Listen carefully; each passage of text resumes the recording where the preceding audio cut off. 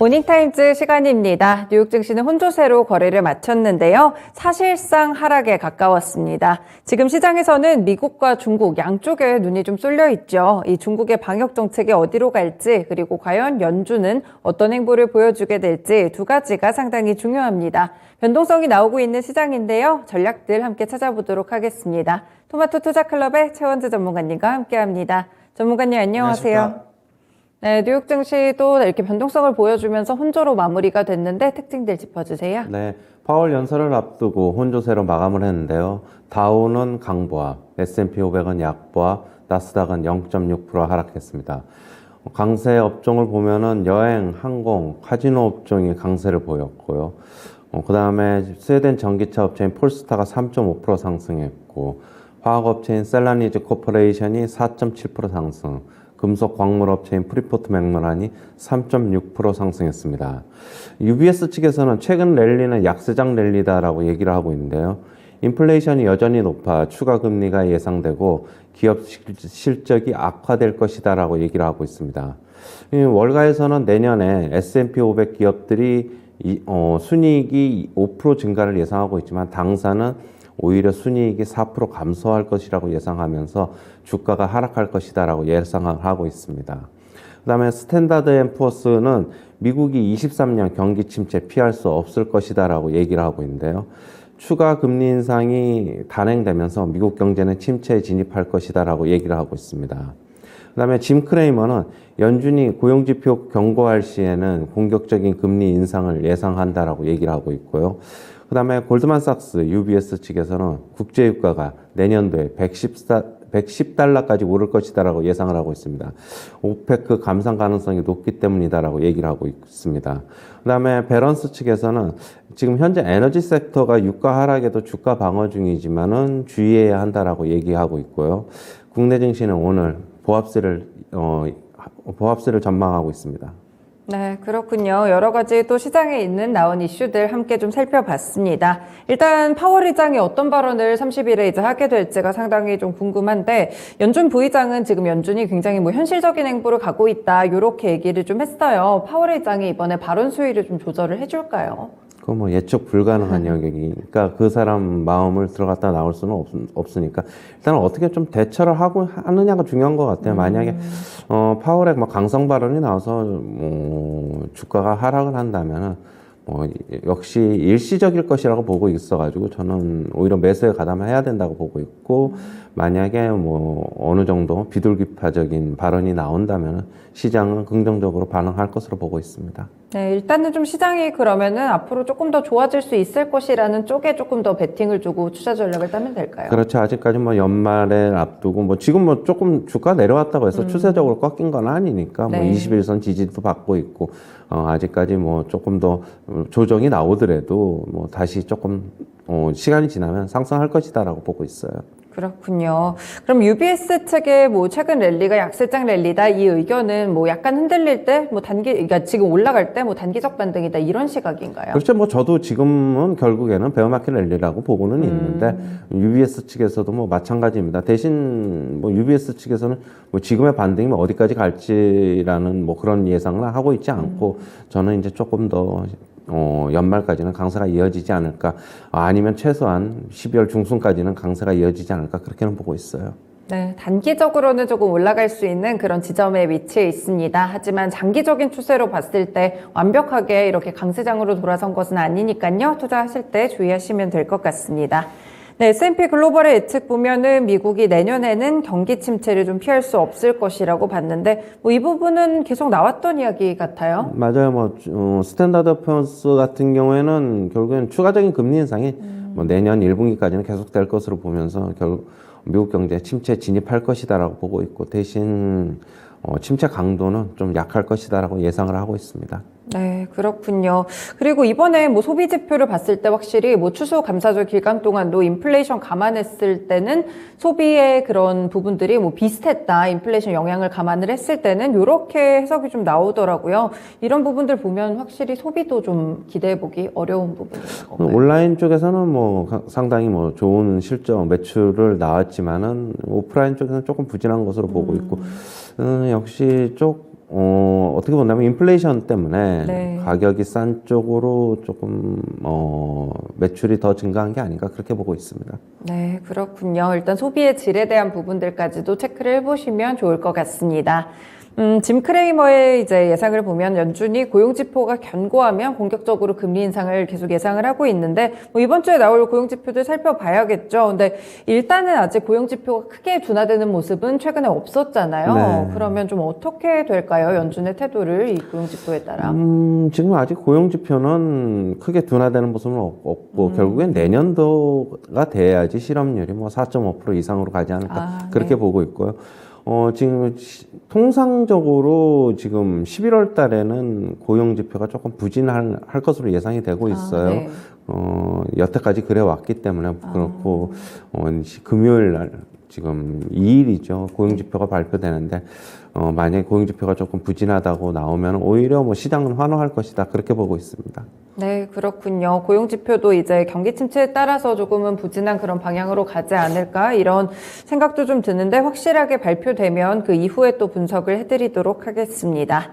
네, 국제유가 쪽으로 시선을 좀 돌려볼게요. 내년에 또 많이 올라갈 수 있을 것이다. 이런 의견이 글로벌 IB를 통해서 나오는 것 같은데 어떻게 보세요? 지금 추가적인 감산을 할 수 있다는 예측 때문에 지금 이런 얘기가 나오는 것 같아요.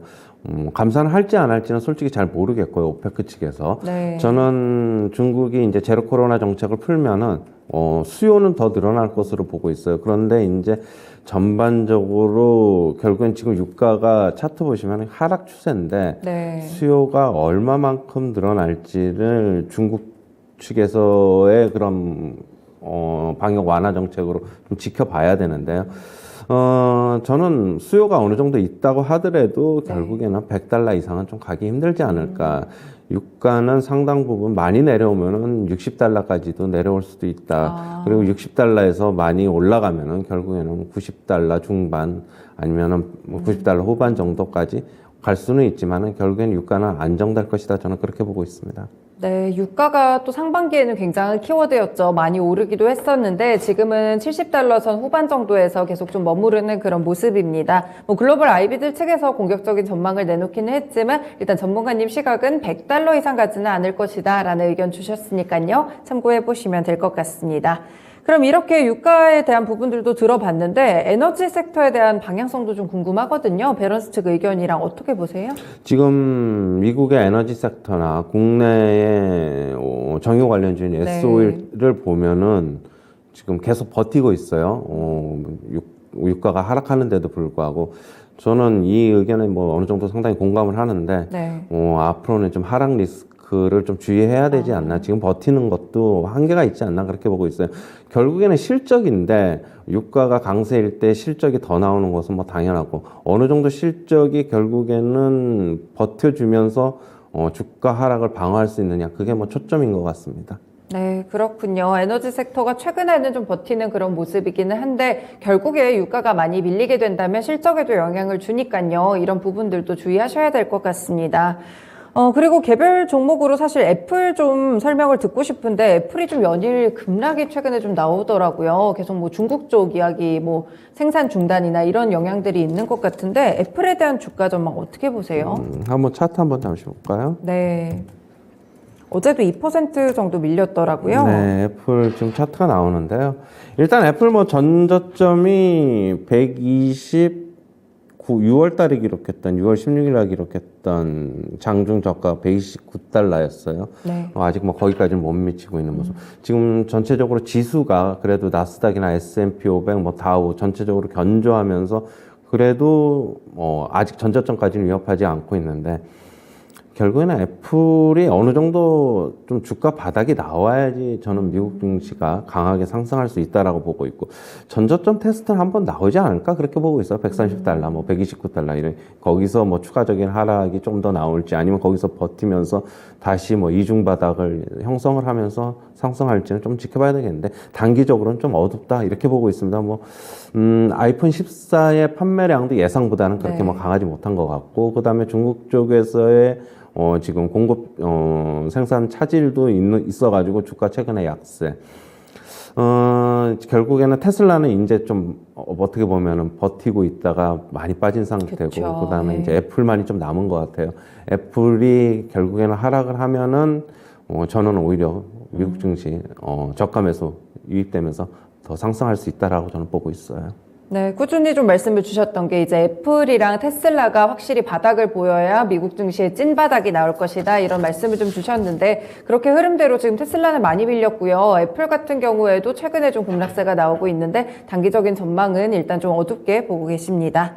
네, 국내 증시로 눈 돌려보면은 오늘 좀 보합세 전망하신다고요? 네, 어제 지금 뭐 중국 그 시위 리스크 때문에 당초에는 조금 영향을 받지 않을까 했는데 결국에는 중국 시장에서 방역 완화 조치가 조기에 시행될 것이라는 예상이 나오고 중국 증시도 상승을 하면서 우리나라 증시도 강하게 좀 상승한 것으로 보고 있어요.